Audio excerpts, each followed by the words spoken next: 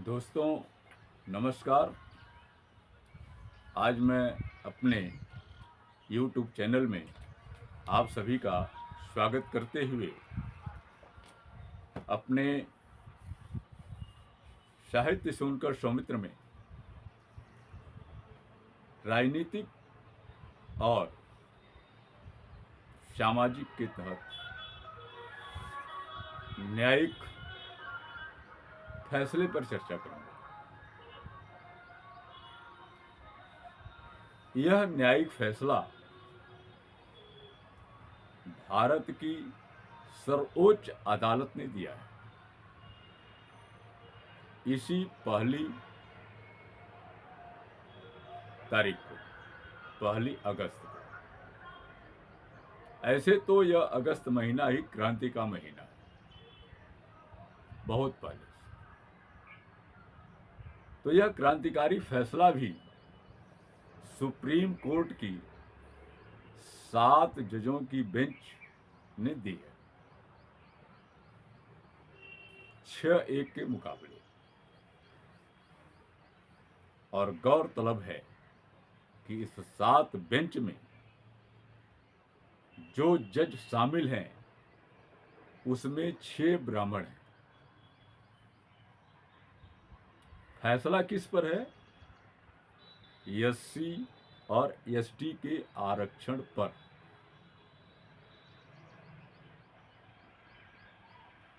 यह ब्राह्मण वर्ग ही था जिसने इस देश के सिर्फ शूद्र वर्ग को 6,500 जातियों में बांट डाला।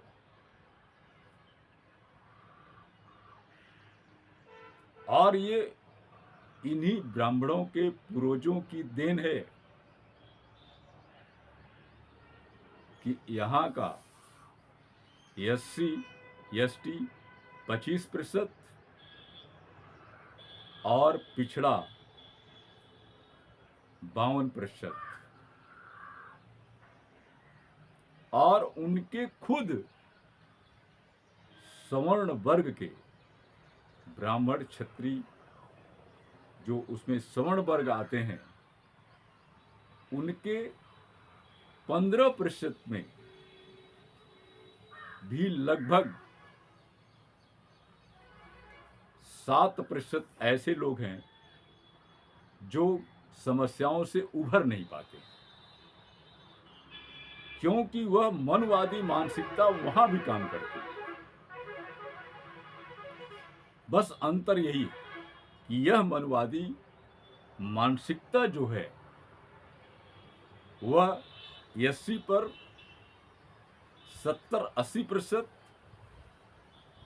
एसटी पर 80%, पिछड़ों पर 90%, और अगड़ों में गरीब वर्ग के जो लोग हैं जो हर तरह से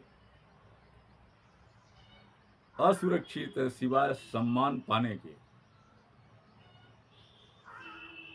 उनमें से लगभग 7% लोग इसके शिकार हैं।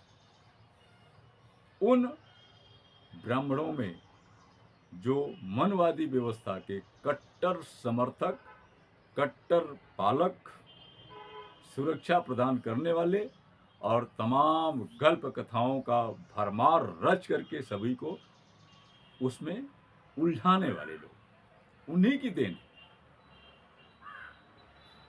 आरक्षण इसीलिए आया कि जो व्यक्ति शैक्षणिक आधार पर और सामाजिक आधार पर पिछड़ा है, पददलित है, आरक्षण उसी के लिए। जो आर्थिक रूप से पिछड़ों के लिए इस आरक्षण में, एससी एसटी के आरक्षण में किसी तरह का कोई प्रावधान नहीं है। वहां सिर्फ 2 है, सामाजिक और शैक्षणिक पिछड़ापन। पिछड़ों में के लिए जो धाराएं बनाई गई उसमें 4 धारा है, उसका राज्य उपयोग कर सकता है। इस तरह की प्रावधान है। और जो व्यक्ति जो सड़कों पर, जो खदानों में, जो खेतों में अपना पसीना बहा रहा है और न्यूनतम मजदूरी पा रहा है, उड़ते उसकी आर्थिक स्थिति बिल्कुल गिरती हुई है। और भारतीय मनवादी व्यवस्था में जो जितना श्रम करता है वह उतना ही नीच है, जहां ये सिद्धांत हो उसके फैसले के लिए वही वर्ग हो जिसने इन सारी व्यवस्थाओं का, जिसके पूर्वजों ने सारी इन परिस्थितियों का जो उन्नयन किया। फिलहाल कोई बात नहीं है, हम लोकतांत्रिक व्यवस्था में हैं, हम कार्यपालिका, न्यायपालिका और विधायिका का सम्मान करते हैं, लोकतंत्र में हैं, ठीक है, कोई बात नहीं है। लेकिन होना तो ये चाहिए था कि SC ST वर्ग के विद्वानों की एक टीम बनाई जाती, पिछड़ों की भी एक टीम बनाई जाती कि आप में जो मलाईदार लोग हैं उनके लिए आप क्या करना चाहते हैं, क्या सोचते हैं। आप में जो अब तक आरक्षण का लाभ जिसको नहीं मिला उस पर आपका क्या विचार है, आप राय मांगते, संसद में इस पर चर्चा होती और आम जनता में भी चर्चा होती, क्योंकि आम जनता ही इस देश की मालिक है, न नौकरशाही है, न ही राजनेता है। फिलहाल आइए, भारत में तो ऐसे ही चल रहा है। तो देखिए, मेरी कुछ पॉइंट है इस पर, इस पे मेरा विचार है, इसके बाद मैं आगे बढ़ूंगा।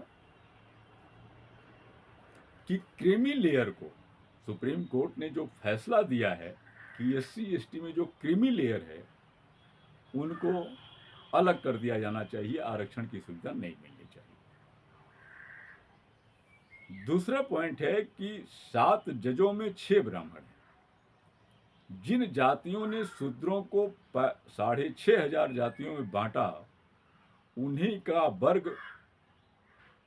के वर्ग के जजों ने पुनः कैटेगराइजेशन का आदेश दिया है।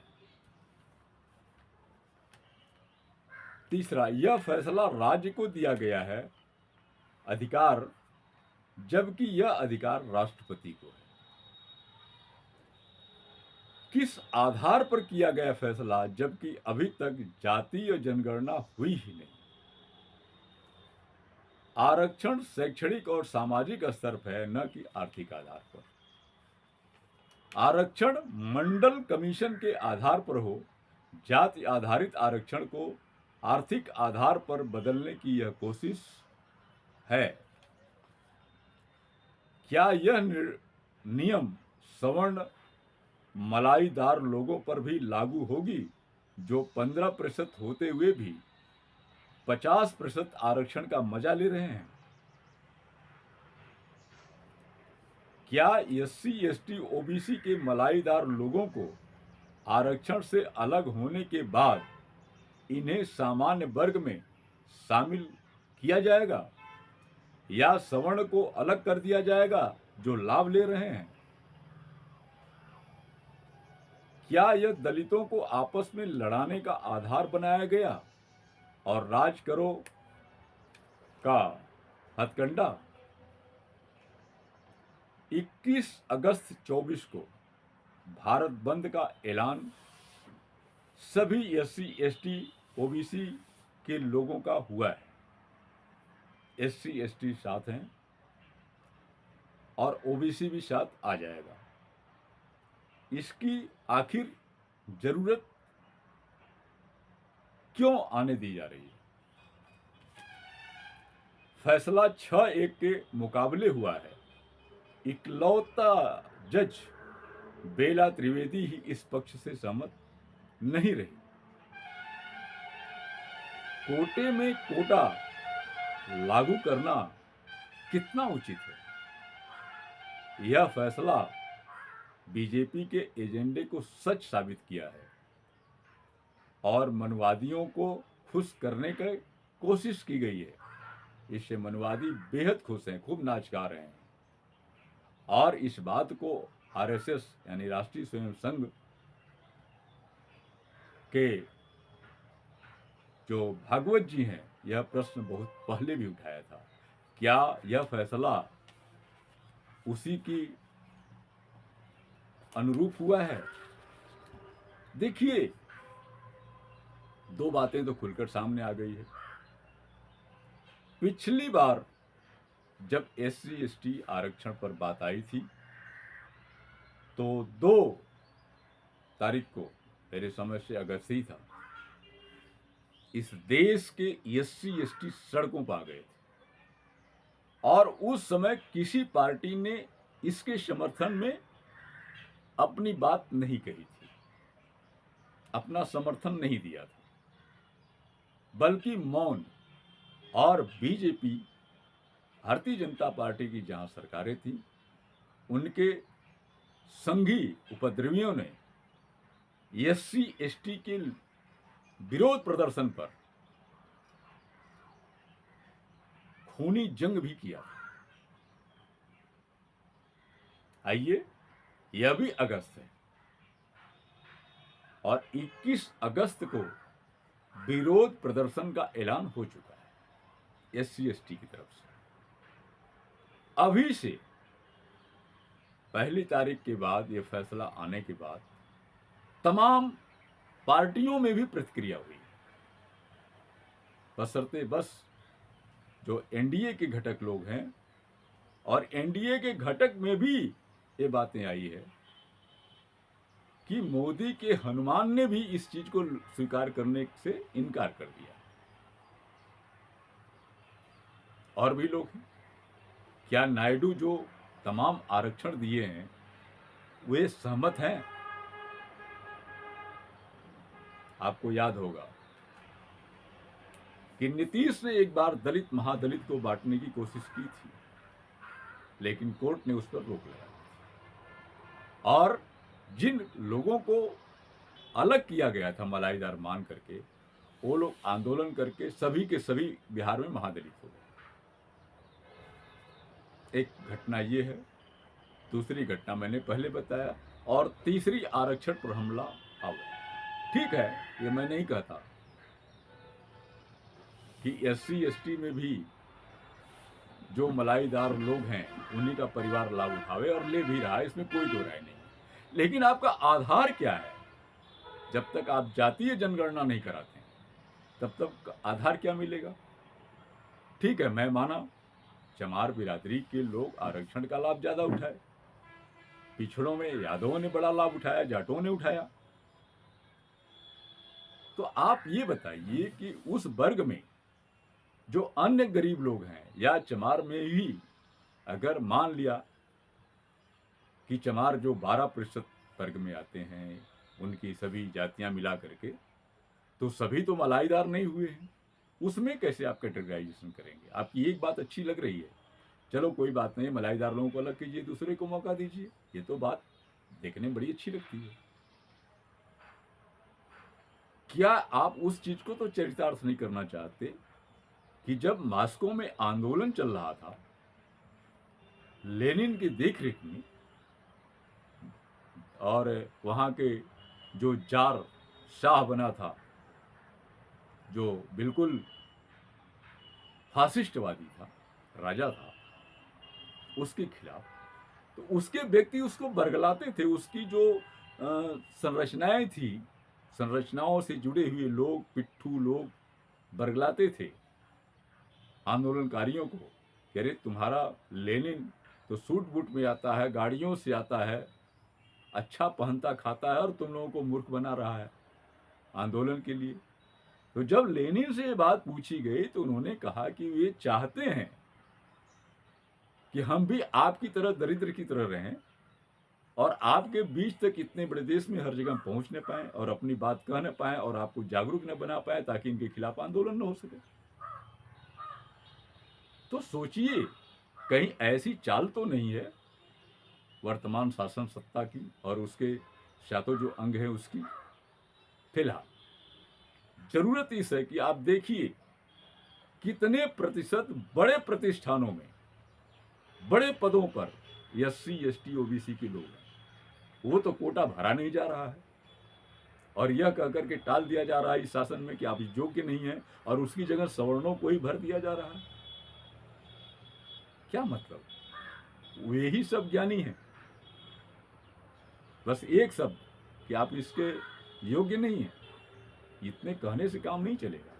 आपने इस वर्ग को आगे बढ़ाने में जो आधार है, उस आधार को तो आपने जर्जर कर दिया। शिक्षा को आपने जर्जर कर दिया, महंगा कर दिया, प्राइवेटाइजेशन कर दिया, और सारी जहां नौकरियां मिलनी है उस सारे संस्थानों को आपने प्राइवेट कर दिया, जिसमें किसी तरह का प्रावधान आपने आरक्षण का नहीं दिया।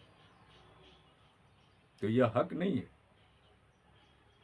मैं सुप्रीम कोर्ट का सम्मान करते हुए मैं चाहूंगा कि इस पर पुनर्विचार हो। पहले जाति जनगणना आवश्यक है, और जिस जातियों में जो लोग मलाईदार हैं अलग किया जाए, लेकिन उन जातियों में जो लोग शैक्षणिक रूप से पिछड़े हुए, स्वाभाविक आर्थिक रूप से भी पिछड़े होंगे, उनकी व्यवस्था क्या है आपके पास?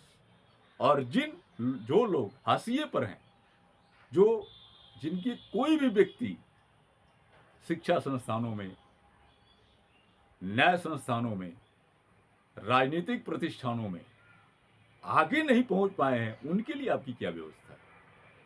तो यह बिना जातीय जनगणना, आर्थिक जनगणना, शैक्षणिक जनगणना और सम्मान पाने की जो गणना है, इस आधार पर जब तक आप गणना नहीं कर लेते हैं, तब तक ये कैटेगराइजेशन उचित नहीं है। और यह इन वर्गों को पिछाड़ने की सबसे बड़ी राजनीतिक साजिश है।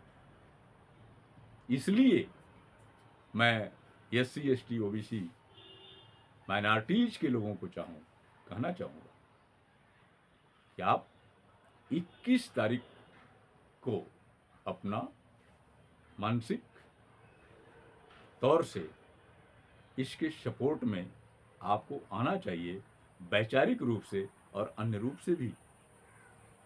लेकिन ये मैं नहीं चाहता कि इसमें किसी तरह का बिल्कुल गांधीवादी तरीके से इसका प्रतिरोध होना ही चाहिए। अगर नहीं होता है तो सारे अधिकार मिट जाएंगे, और इस तरह की बहुत सारी परिस्थितियां, जब लोग परेशान होता है, शासन सत्ता के लोग, बैठे हुए लोग जब परेशान होते हैं, तो तमाम तरह के हथकंडे अपनाए जाते हैं। इसलिए यह आवश्यक है। अभी से आप देखिए कि पहले के आंदोलन से, पिछले 2 तारीख के SC, ST के आंदोलन से सबक लेते हुए, चाहे वो बहुजन समाज पार्टी हो, चाहे समाजवादी पार्टी हो, या कांग्रेस की इसमें भूमिका क्या रहती है राहुल की, जिन्होंने सभी के मुद्दों को अपने जुबान पर, अपने कार्यशैली में ले लिया है। चाहे वो बसपा के मुद्दे हों, चाहे कम्युनिस्टों के मुद्दे हों, चाहे समाजवादियों के मुद्दे हों, चाहे आम जनता के मुद्दे हों, इस सारे मुद्दों को वो समेट लिए, जिससे उनकी लोकप्रियता दिनों दिन आगे बढ़ रही है। इस मसले पर वो कहाँ तक आते हैं, यह भी देखना आवश्यक है। और बढ़िया है, मैं मानूंगा बेहतरीन हो कि SC, ST के पर जो ये फैसला आया है, तो ये फैसला तो SC पे होना चाहिए था, लेकिन ST को उसमें समेट लिया गया है। और समेट लिया गया है तो OBC पर भी आएगा, माइनॉरिटीज पर भी आएगा। तो क्या यह जो प्रश्न है, बेहतरीन तरीका तो ये हो कि इसको अवर्णों में जो लाया गया है उसको सवर्णों में भी लाया जाए, उनके भी मलाईदार लोगों को अलग किया जाए, और आर्थिक रूप से कैटेगराइजेशन बराबर किया जाए, न कि किसी के लिए 2 लाख और किसी के लिए 8 लाख। यह बिल्कुल असमानता है। इस पर आप सभी विचार करें। मेरी बात अच्छी लगे, आप इसे शेयर करें, अपने कमेंट दें, लाइक करें, और मेरे चैनल को सब्सक्राइब करें। इसी उम्मीद के साथ मैं अपनी बातें स्थगित करता हूं। आपका मित्र सुनकर सुन।